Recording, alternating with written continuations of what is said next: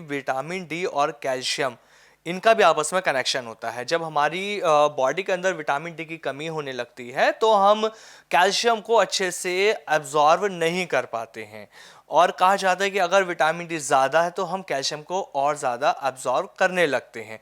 तो पहले आप मुझे ये बताइए, विटामिन डी की कमी की वजह से भी क्या घुटनों में दर्द होता है, और ज़्यादा होने की वजह से भी होता है? क्योंकि बहुत सारे लोग परेशान रहते हैं इन चीज़ से। इस प्रॉब्लम को हम कैसे ठीक करें, ये आप बताइए। एक्चुअली घुटनों की जो मेन प्रॉब्लम आती है ना जी, हड्डियों की, वो आती है सिर्फ कैल्शियम के रूप में ही। अगर कैल्शियम कम होगा तो प्रॉब्लम आएगी।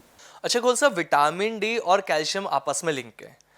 विटामिन डी को कैसे बढ़ाया जाए जिससे हम इस प्रॉब्लम का हमें सॉल्यूशन मिल जाए, ये भी आप हमें बता दीजिए। आपको पता है जो बीट रूट है, ठीक है। चुकंदर, जी बिल्कुल। कमाल कर चलते हैं, बहुत लोगों को हमने दिया है। हम उसको पाउडर रूप में देते हैं, अदरवाइज अगर फ्रेश मिलता है, ठीक है। जिनको फ्रेश मिलता है हम उनको बोलते हैं कि भाई इसका कम से कम 3-4 चम्मच रस जो है वो सुबह सुबह पीना चाहिए।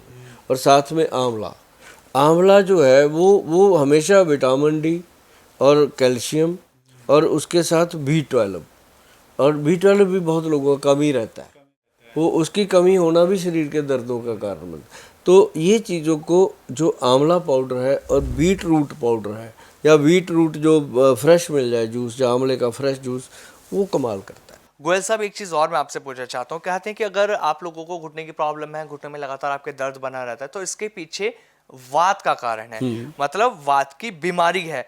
वात पूरे शरीर में घूमती है जिसकी वजह से प्रॉब्लम आपकी होती है। तो जो ये वात की वजह से घुटनों के दर्द की प्रॉब्लम बन रही है, हम इस वात को कैसे ठीक वात, करें, ये भी आप हमें बताइए। हाँ, जो वात है ना, क्यों वायु बन रही है इतनी, वो है गट हेल्थ से प्रॉब्लम। अब पेट में गैस बनती है, खाना है, एसिडिटी है, डाइट ठीक नहीं है, उसके कारण वो हम सेट कर देते हैं।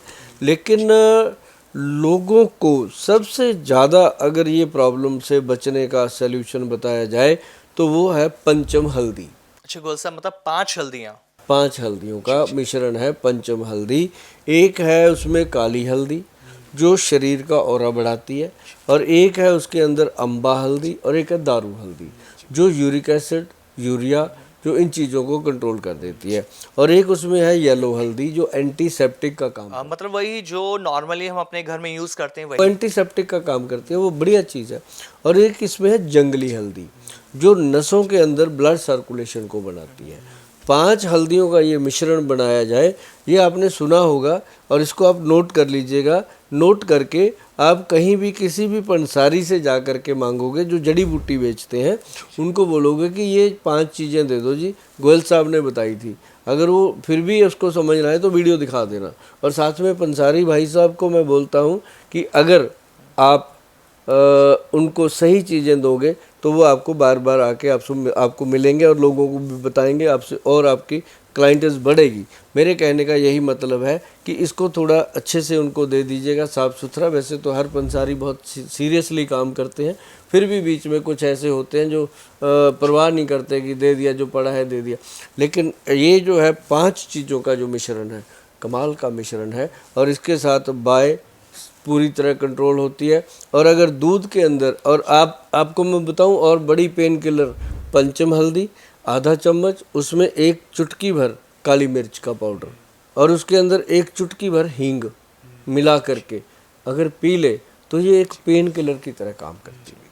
तो इससे क्या है कि घुटनों के दर्द में आराम मिलता है, और साथ में अगर पंचम हल्दी के साथ काला गोंद मिला के लिया जाए तो बेहतरीन रिजल्ट जो आते हैं। गोयल साहब, एक चीज़ और देखने को मिलती है, जब हमारे घुटनों में दर्द होता है, लोग परेशान रहते हैं, उनको बस ये रहता है कि कैसे भी करके इंस्टेंट उन्हें आराम मिल जाए। इसलिए बहुत से लोगों को आपने देखा होगा वो पेन किलर भी लेते हैं, लेकिन बहुत से लोग ऐसे हैं कि वो चाहते ही नहीं कि वो पेन किलर खाएं, लेकिन उनको आराम आ जाए। तो वो ऐसा क्या करें रिलीफ पाने के लिए, उन्हें पेन किलर भी ना खानी पड़े और घुटनों के दर्द में आराम आ जाए? इमीडिएट यही नुस्खा अभी मैंने बताया, इमीडिएट काली मिर्च, हल्दी और हींग मिलाकर पी ले, 15 मिनट लेट जाए, 15 मिनट के बाद वो एकदम तंदुरुस्त हो जाए। मतलब गोयल साहब, इसको लेने से इमीडिएट रिलीफ मिल जाएगा घुटने के दर्द में जो परेशान थे लोग। इमीडिएट पेन किलर की तरह काम वाओ, करता मतलब बहुत ज्यादा फायदेमंद है ये। तो क्या क्या हमें परहेज करना चाहिए अपनी डाइट में, क्या हमें नहीं खाना चाहिए जिससे कि घुटनों के दर्द की जो आवाजें आ रही हैं, जो दर्द हो रहा है, वो आना बंद हो है। जाए? कुछ भी नहीं,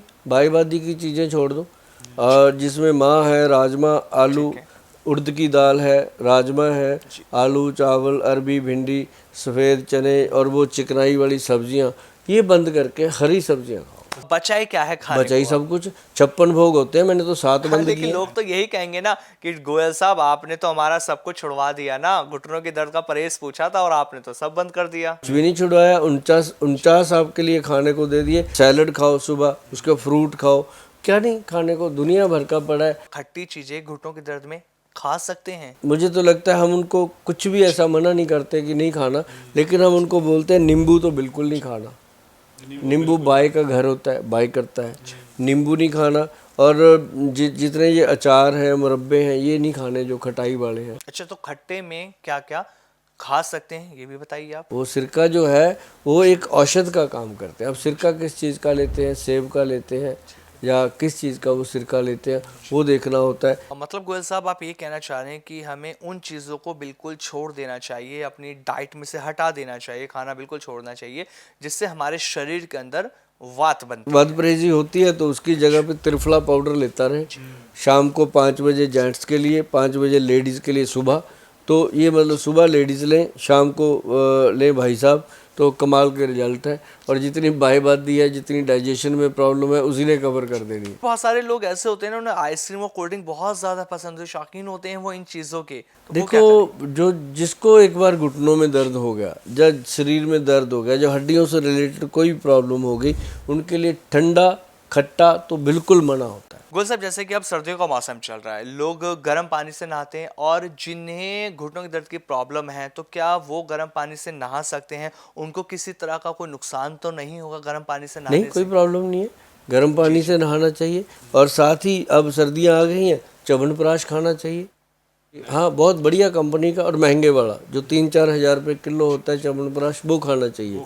नॉर्मल च्यवनप्राश खाने का फ़ायदा नहीं, उससे ज़्यादा बढ़िया है कि दूध पी लिया करो दही उसमें हल्दी मिला के। अगर च्यवनप्राश खाना है तो असली वाला खाओ। गोयल साहब, इसकी क्या गारंटी है कि जो महंगा है वो असली होगा? नहीं, ऐसी कोई बात नहीं। जिस पे वैद्यमान लिखा है वो असली है, बाकी मुझे पता नहीं। ये मैंने पूरा जो देखा है अभी तक अपने 15-20 साल के एक्सपीरियंस में, तो हमारे वैद्य बनाते हैं और एडवांस में पड़ा रहता है लोगों का कि हमें भेजना है। अब एक एक घर में 4-4, 5-5 किलो का डब्बा जाता है। हमारे पास ओपन ही देते हैं हम तो। हमने कभी इसको ऐसे लॉन्च वांच नहीं किया कि ऐसे करो, क्योंकि वो जो चीज़ें बनती हैं वो ऐसी बनती है। जो डब्बे में पैक हो जाती हैं ना चीज़ें, तो उनमें बहुत ज़्यादा चीज़ें आ जाती हैं, मार्केटिंग आ जाती है। शिलाजीत, क्या सच में घुटनों के दर्द के लिए ये फायदेमंद होती है? अगर हाँ तो बहुत कितनी फायदेमंद है। फायदेमंद है शिलाजीत घुटनों के दर्द? इसका मटर के दाने जितना बिल्कुल। ऐसे लो और दूध में या पानी में घोलकर सुबह 11 बजे से लेकर शाम 6 बजे के बीच में, या फिर रात को बेड टाइम इसको लेना चाहिए। और इसको लेने से सबसे बड़ा जो फ़ायदा होता है कि बॉडी के अंदर फुल्विक एसिड बढ़ जाता है और टेस्टोस्टेरोन लेवल बढ़ता है पेशेंट का। जब वो बढ़ता है तो हड्डियों को ताकत मिलती है, तो घुटने तो अपने आप नॉर्मली तरीके से उसको फ़ायदा मिलता ही। लेकिन गोयल साहब, कहा जाता है कि अगर आप शिलाजीत खा रहे हैं, उसका सेवन कर रहे हैं, तो शिलाजीत बहुत ज़्यादा परहेज मांगती है। तो किन किन चीज़ों का परहेज करना चाहिए जो लोग शिलाजीत को खा रहे हैं? शिलाजीत परहेज तो मांगती है। शिलाजीत के साथ बहुत सारी चीज़ें हैं जो नहीं खानी होती, इसके विपरीत आहार होते हैं। और उसको मैं कहता हूँ ज़्यादा खट्टी चीज़ इसके साथ बिल्कुल मना होती है। खटाई इसके साथ खाओगे तो बहुत ज़्यादा पछताओगे। ये ज़रूर ध्यान रखना कि जब भी शिलाजीत खानी है, दूध में घोलकर या पानी में घोलकर, उसके 1 घंटा पहले और 1 घंटा बाद में कुछ ऐसा खाना नहीं चाहिए। इसको नॉर्मली लेना चाहिए। बहुत आनंददायक चीज़ है।